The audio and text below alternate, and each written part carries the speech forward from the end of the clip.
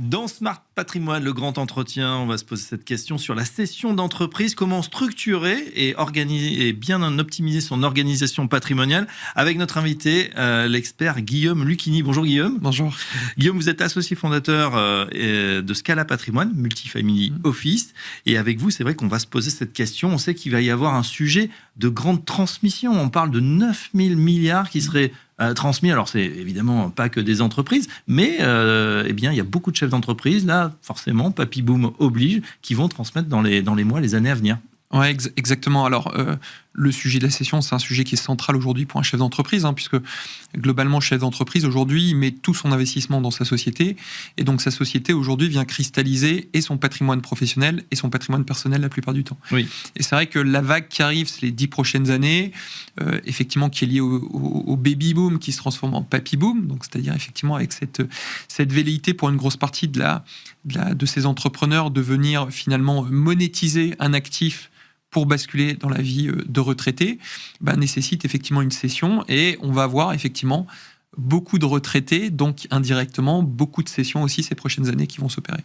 Quels sont les bons conseils là, qu'on peut donner déjà à ceux qui sont toujours en activité, mais qui commencent à se dire, bon, il va falloir passer la main, comment je m'organise ?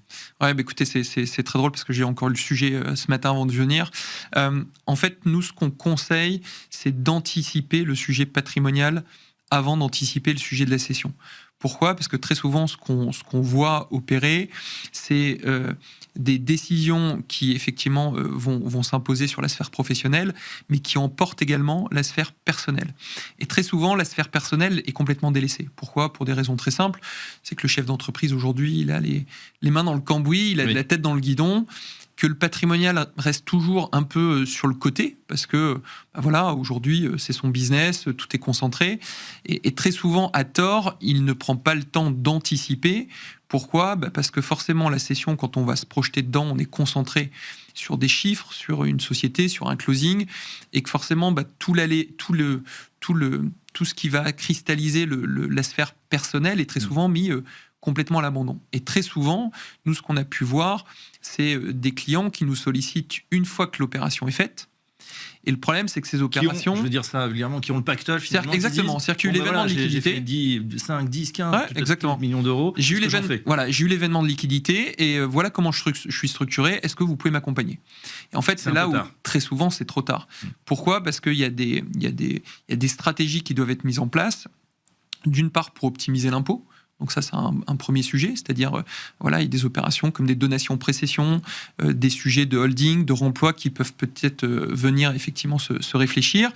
Mais ces sujets-là nécessitent de se projeter et de les anticiper. Donc, c'est-à-dire, je suis en amont de la cession, je peux me concentrer sur quelle est ma vie d'aujourd'hui, quel est mon train de vie, quels sont mes besoins le jour où j'arrête effectivement mon entreprise, pour pouvoir structurer finalement la cession. Qu'est-ce que j'ai envie de transmettre et à qui ? Et qu'est-ce que j'ai important ? Non, mais ça, c'est aussi un point important.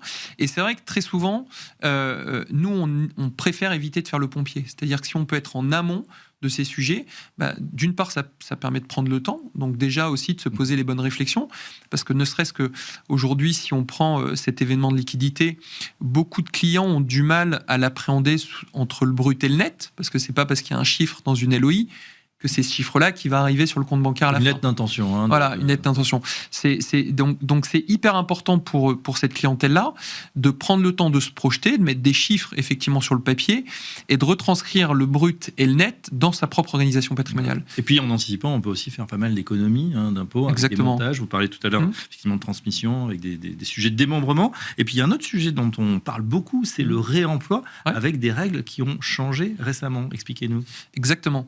Alors, le réemploi en quelques mots, c'est-à-dire qu'en fait l'idée c'est de pas payer son impôt tout de suite, donc c'est effectivement de le décaler sous le respect d'un certain nombre de contraintes, et c'est notamment de réinvestir dans une nouvelle activité économique. Donc il y a un sujet, c'est-à-dire on quitte son activité qu'on détient, sur lequel on a la main, pour, en contrepartie d'un sursis à payer, on doit réinvestir dans une activité qu'on ne maîtrise pas. Donc le 150 OBTR, c'est un peu, à mon sens, la fuite en avant.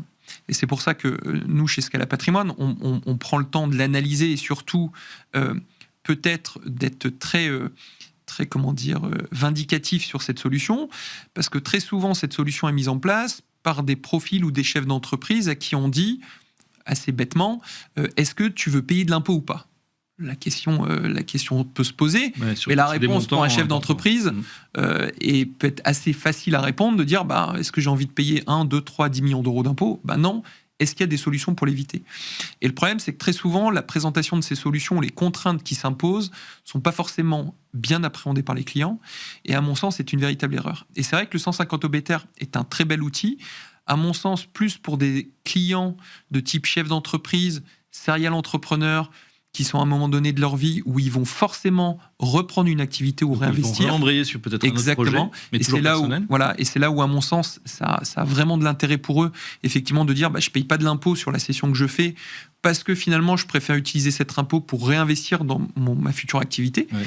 Et dans ce cas-là, ils se retrouvent dans la même position qu'avant, sauf qu'ils ont une ligne de crédit qui est effectivement cet impôt qui n'a pas été payé, versus le client qui va basculer à la retraite, à qui on dit est-ce que tu veux éviter de l'impôt ? Effectivement, quand ça se chiffre en plusieurs millions, on a l'envie, et qui, à un moment donné, va se retrouver contraint à réinvestir dans des investissements qui ne vont pas lui permettre potentiellement de réaliser des investissements qui sont personnels et des besoins personnels. Oui. C'est vrai que c'est présenté un peu comme la solution magique, ce 150 OBTR, c'est le titre de l'article. Ouais. Néanmoins, il faut faire attention parce que les actifs sur lesquels on investit ne vont pas être forcément liquides. Si on réinvestit en private equity, si on investit notamment sur l'immobilier, alors les règles ont été réduites récemment, mais c'est vrai que souvent, c'est comme vous dites, un peu la fuite en avant. Vous conseillez aussi, par rapport à une situation, de bien analyser et de dire finalement, peut-être si vous voulez, dans un projet personnel, il vaut mieux payer l'impôt et avoir le net. Exactement. C'est-à-dire que pour moi, l'optimisation de l'impôt, il passe pas forcément par cette logique de remploi, mais plus par la structuration finalement de l'actionnariat. C'est-à-dire, est-ce que cette action, je le détiens en direct ? Est-ce que j'ai intérêt potentiellement à le transmettre à mes enfants en démembrement, justement pour venir purger une partie de la fiscalité ? Et notamment, si je veux éviter le remploi, ça c'est une vraie stratégie aussi, c'est d'anticiper la cession. C'est-à-dire qu'aujourd'hui, la logique de remploi ne s'impose qu'à des personnes qui ont cédé et qui ont détenu des participations depuis un laps de temps assez court. C'est-à-dire que, grosso modo, ils ont apporté à la holding et c'est la holding qui a cédé dans la foulée. Si vous êtes en amont du process, et donc du coup que la holding, vous l'avez apporté les titres, maintenant il y a plus de 3 ans, vous êtes exclu finalement de ce dispositif. C'est-à-dire qu'en fait, vous n'avez pas l'obligation de réinvestir. Donc, ce qui veut dire que plus on est en amont de ces sujets et plus on prend le temps d'y réfléchir, plus on peut structurer aussi sa cession future en prenant tout de suite finalement des directions pour éviter justement ces cercles contraignants. Donc la question de la réponse, mais au moins 3 ans, c'est ça ? Il faut venir vous voir, commencer à réfléchir. Ouais, il faut anticiper. Et puis surtout, je vais vous parler aussi de schémas qu'on voit, en tout cas de cas concrets qu'on voit, où à un moment donné, cette envie d'économiser l'impôt va se concentrer effectivement sur cette logique de 150 OBTR, sur des logiques d'investissement qu'on ne maîtrise pas, sur des logiques aussi de marché qui sont quand même fortement distribués et sur lesquels il y a des intérêts financiers pour une grosse partie de la chaîne de distribution. Et moi, j'ai vu encore en début d'année une cliente qui arrivait par le biais d'une avocate spécialisée justement en contentieux et en défense des intérêts des épargnants, où le CGP avait dit à la cliente, apporter tout la holding, qui était le fruit de travail de toute une vie. Elle avait tout réinvesti dans des investissements éligibles 150 OBTR, sur lesquels on lui avait fait miroiter que la durée d'illiquidité, c'était grosso modo 3-4 ans, sachant que c'était quelqu'un qui partait à la retraite. Et 8 ans après, elle était toujours bloquée, avec des actifs qui avaient perdu entre 30 et 50% de sa valeur, et avec quelqu'un aujourd'hui qui n'arrivait même plus à vivre, parce qu'en fait, tout son patrimoine était concentré dans ses obligations de remploi et dans ses investissements absolument pas liquides. Et donc, du coup, là, on vient toucher de manière assez forte, finalement, l'après vie professionnelle. Et c'est là où vraiment j'attire l'attention de l'investisseur, c'est que s'il y a des contraintes, faut bien les analyser en amont. Et surtout, à mon sens, il n'y a pas une solution aujourd'hui dans ce type de structuration. Oui, on peut aussi dire... On peut panacher complètement. Il n'y a pas de mauvais produits, mais l'idée, c'est aussi de panacher, comme vous le dites, et de dire, peut-être j'en réalise une partie pour mes liquidités à court terme, et puis le reste, si je peux me permettre, les voir un petit peu plus à long terme. C'est exactement ça. Il faut structurer. On parle de diversification de nos métiers qui sont hyper importants, c'est-à-dire vous devez d'abord établir votre train de vie. C'est quoi votre train de vie post-situation professionnelle, parce que c'est un point important. La majorité aussi de ces clients, ils ont des dettes, ils ont des enfants qui vont peut-être être scolarisés avec des études qui coûtent plus ou moins cher. Très souvent, ils ont concentré tout leur patrimoine aujourd'hui dans l'actif professionnel. Donc, il y a la nécessité à un moment donné de capter une partie de ce fruit de cession, quitte à payer l'impôt. Mais c'est pas quitte à payer l'impôt, c'est qu'ils sont dans l'obligation de payer l'impôt finalement pour réaliser leur stratégie et leur vie personnelle. Donc voilà, il y a un moment donné, la cession d'entreprise, ça s'analyse, ça s'anticipe, et il faut l'anticiper avec un conseil indépendant, c'est-à-dire pas avec un biais de lecture. Est-ce que je veux surimposer, est-ce que je veux suroptimiser mon impôt? Non. Il faut avoir des conseils en face de vous qui ont la capacité d'appréhender pleinement votre vie, pleinement vos besoins, votre stratégie, pour mettre en place une structuration qui va permettre de cocher le plus de cases possible. Et c'est vrai que ce que je dis beaucoup à mes clients, c'est que un patrimoine, c'est un Rubik's Cube, et dès que vous bougez une face, il y a tout qui bouge. Et l'objectif, c'est d'essayer d'avoir le plus de faces alignées, et ça nécessite effectivement une appréhension de tous les cas, tout ce qui peut se passer, tous les besoins, et c'est là où ce travail d'anticipation est hyper important. Voilà, bon, on garde cette image du Rubik's Cube, effectivement, d'avoir toutes les faces à peu près alignées ou sur la même couleur, c'est pas mal. Merci Guillaume. Guillaume Lucchini, je rappelle que vous êtes associé fondateur chez Scala Patrimoine Multifamily Office. Dans un instant, la suite, on parle de nous. Les médias financiers fabriquent-ils de mauvais investisseurs? À tout de suite.